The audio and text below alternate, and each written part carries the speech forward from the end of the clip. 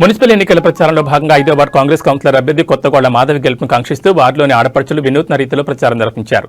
సంప్రదాయబద్ధంగా బతుకమ్మలను పేర్చి పాటలు పాడుతూ నృత్యాలు చేస్తూ వార్డులోని ప్రతి ఇంటిని సందర్శించారు. తెలంగాణ సంస్కృతికి ప్రతీకైన బతుకమ్మతో ప్రచారం నిర్వహించడం ఓటర్లను విశేషంగా ఆకట్టుకుంది.